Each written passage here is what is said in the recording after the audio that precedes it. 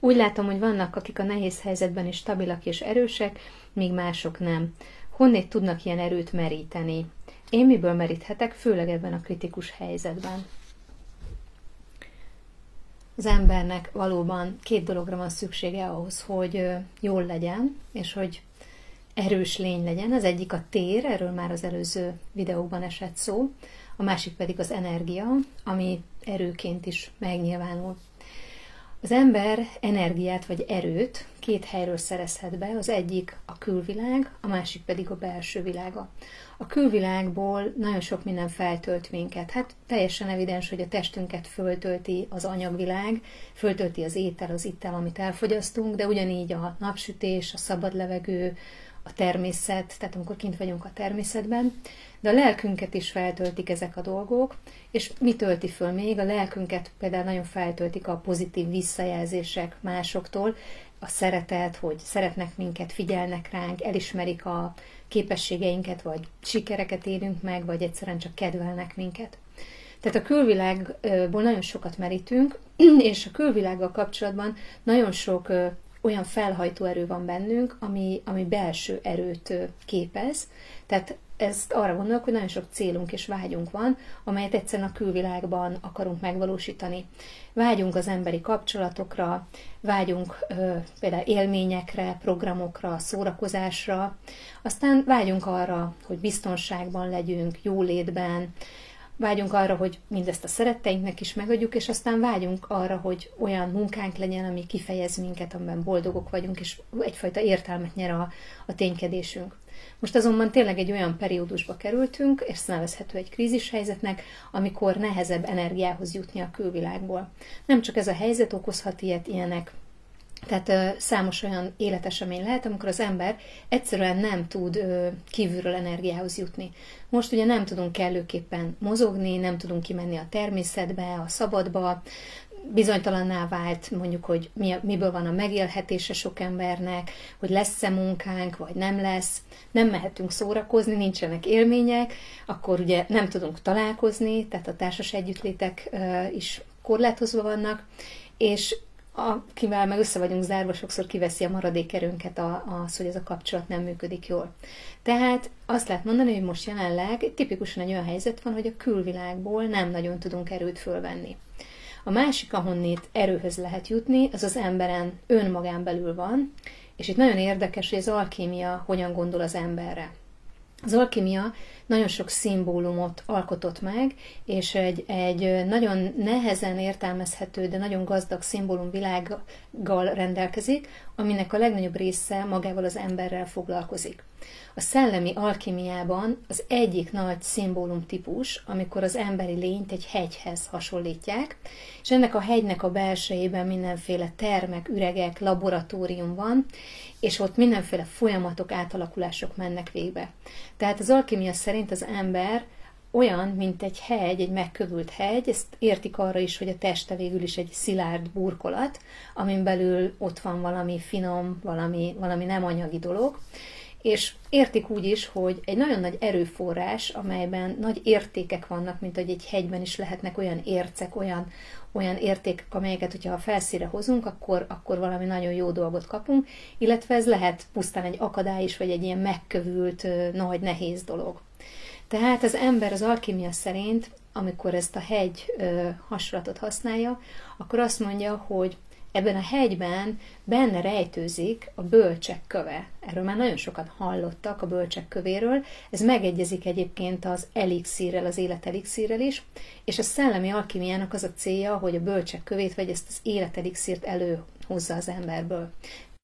Mi lehet ez a dolog? Hát természetesen nem arról van szó, hogy valamiféle követ kibányásszunk magunkból, ami bennünk van megkövülve, hanem ezek a szimbólumok, ezek arra utalnak, hogy a bölcsekköve is és az elixír is tulajdonképpen egy korlátlan, nem anyagi erőforrásnak a szimbóluma. És ami nagyon érdekes, hogy azt mondják az alkimisták, hogy mindez a hegy gyomrában, a hegyben van elrejtve, és ugye az emberi lény maga a hegy, aki anyagszerűvé vált, aki minél inkább az anyaggal azonosul, annál inkább tömör, kemény és kőszerű, azonban még így is ez a hegy egy hatalmas értéket rejt magában. És az alkímiában ezek a folyamatok, amelyek olyan titokzatosan az aranycsinálásról, meg az elixír előállításáról szólnak, ezek nem más jelentenek, mint hogy előhozzák ebből a hegyből a bölcsek kövét, vagy az elixírt. Ezt egyébként egy mozaik szóval rejtjelezik a képeken, nagyon sok festményen, képen szerepel a vitriol szó, ami egy mozaik szó, tehát egy mondatot rejt, ami úgy szól, hogy látogass el a föld belsejébe, és a lepárlás által megleled az ott rejlő valódi gyógyító követ. Tehát nem azt mondják ezek a rejtélyes szövegek, hogy neked a szellemi utadon ahhoz, hogy ehhez a transzcendens nem anyagi erőhöz, ehhez az elixírhez hozzájuss, ezt valahol meg kell találnod, és valahol meg kell szerezned, és a magadévá kell tenned, hanem azt mondják, hogy ez már kezdettől fogva benned van, ez a kincs, ez benned van elrejtve, és ezt elő kell hozni magadból. És itt jön be egy érdekes dolog, hogy hogyan tudunk mi ehhez a kincshez hozzájutni, ehhez a belső erőhöz, ami nem a testünkből fakad, de mégis valahogy a testünkben is benne van.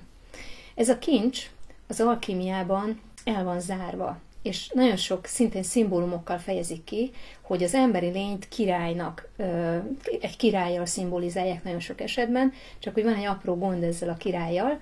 A király rendszerint úgy jelenik meg az alkimista szimbolikában, hogy vagy sírban fekszik, vagy a tenger alatt, tehát egy víz alatt, vagy tojásban elzárva, tehát mindig valamilyen bebörtönzött, leláncolt ketrecben, tehát ilyen ábrázolásokkal lehet találkozni, és azt mondják az alkimista metszetek, hogy a király a mélyben szunnyad, de felkiált a mélyből, kiszabadít ki engem a vizekből, kihoz föl engem a száraz földre. És azt mondják ezek az írások, hogy sokan hallják a kiáltást, de ki az, aki elég bátor ahhoz, hogy a királyért és a királyi kincsért alászálljon a mélységekbe. Tehát valójában minden ember úgy él, hogy egy király, ő, aki mégis valahogy halott, valahogy nem tud cselekedni, el van zárva, és nem fér hozzá a saját kincseihez sem, tehát koldus, szegény, és egyáltalán nem tud királyként élni.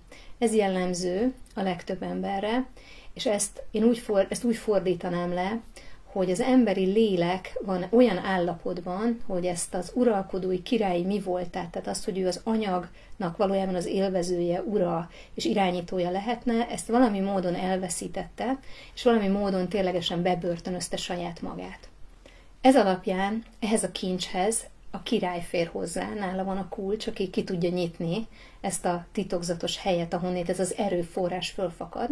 Ez azt jelenti a mai ember számára, hogy a bennem levő erőforrást, amit szimbolizálhatunk úgy, hogy életelixírnek nevezzük, vagy a bölcsek kövének, költői módon, tehát ezt a nem anyagi erőforrást, hogyha én felébredt állapotban vagyok, az én lelkem felébredt állapotban van, akkor ő tudja a kulcsot ehhez, és ki tudja nyitni. És itt rögtön, mivel elhangzott többször az, hogy a lelket föl kell ébreszteni, akkor felmerül, hogy akkor valójában a lelkem nem éber? A válasz az, hogy igen, a legtöbb ember esetében a lélek egy alvó, elkábult állapotban van, és ezt az elkábult állapotát kell először megszüntetni. Tehát ha erőre vágyik valaki, akkor az első lépés, hogy a saját lelkét föl kell ráznia ebből az eltompult, elkábult állapotból, és föl kell ébresztenie. Mitől alszik el a lélek? Az egyik a szenvedés.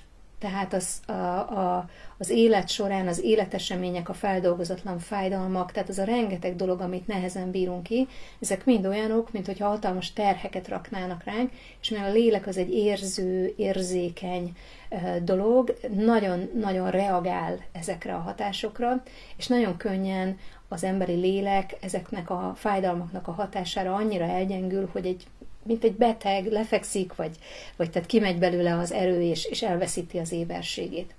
A másik, amitől a lélek legalább ennyire el tud aludni, az az anyagi jólét, az élvezetek. Tehát az anyag az olyan hatással van a lélekre, hogy annyira képes elterelni a figyelmét, hogy elszakítja a valódi transzcendens eredetétől, forrásától, és ott az alvás inkább egy ilyen bódulathoz hasonlatos, mint amikor valaki elkábítja magát valamilyen szerrel, elbódul, és ezért nem éber, tehát egy ilyen állapotba kerül. A harmadik pedig az a rengeteg hiba, megbánt dolog, vagy akár bűnök, amiket elkövet az ember, és ezek mind a lelket egyre kérgesebbé, egyre jobban lenyomják. Erre mondja azt az alkémia, hogy kezdeti állapotban az ember ólomember. Tehát nehéz, kemény, rideg és nem érző, és ebből szeretne ugye aranyat csinálni, tehát vagy felnemesíteni ezt a lényt. A másik hasonlat, a nigrédó szót használják az alkimista írások, ami feketeséget jelent, tehát amikor az ember erőtlen, és innét szeretne valahogy elindulni annak az útján, hogy hozzáférjen ehhez a transzcendens erőhöz, ami ő benne szunnyad, akkor az első lépés a nigrédó megszüntetése, vagyis a feketeség megszüntetése. Ez természetesen szintén egy szimbólum, tehát nem valódi feketeség van bennünk. Ők ezt fekete varjakkal, fekete állatokkal szimbolizálják. Mit is jelentenek ezek a fekete varjak? Nem más, mint a zavaros gondolatainkat, az illúzióinkat, a fájdalmainkat, a zavaros érzelmeinket. Tehát amíg az ember gondolatvilága az űrzavar állapotában van, amíg az érzelemvilága is zavaros, addig olyan, mintha egy nagy, kérges, fekete tojásban ülne, és ez a lélek ebben van így elkábulva, elaludva. A lélek felébresztése tehát nem más, mint ennek a feketeségnek a felszámolása, a gondolat, az érzelemvilág tisztázása.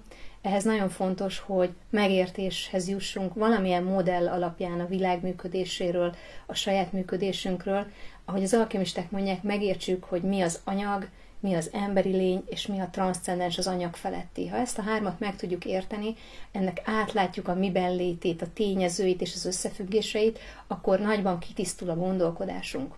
Ha megértjük az emberi léleknek a mechanizmusait, ha megértjük azt, hogy miket hordunk magunkkal, a mentális tároló, ami körülvesz minket, ez a mentális mezőnben az emlékeink, a gondolataink, az érzelmeink mind fölhalmozottak. Ha megértjük, hogy mik a saját ránk jellemző elakadások, és azok a dolgok, amelyeket nem tudtunk feldolgozni, vagy amelyek nagyon-nagyon lenyomtak minket, és ezekkel szembenézünk, és az önismeret segítségével, önismereti módszerekkel ezeket feltárjuk, feldolgozzuk, akkor már is haladtunk ennek a feketeségnek az eloszlatásán, és a lélek valahogy lassacskán elkezd egyre jobban felébredni. Abban a pillanatban, hogyha valakiben felébredt a lélek, igénye lesz arra, hogy azokra a kérdésekre is választ találjon, hogy mi az ő eredeti származása, természete, és ebben a pillanatban érdeklődni kezdünk már a szellemi, a transzcendens dimenzió iránt. A másik dolog, amivel a lélek felébreszthető, azok nem ilyen technikák és nem ilyen önismereti módszerek, hanem azok a pillanatok, amikor egy olyan erős hatás ér minket, hogy gyakorlatilag fölrázzák a lelket ebből a kábult állapotából.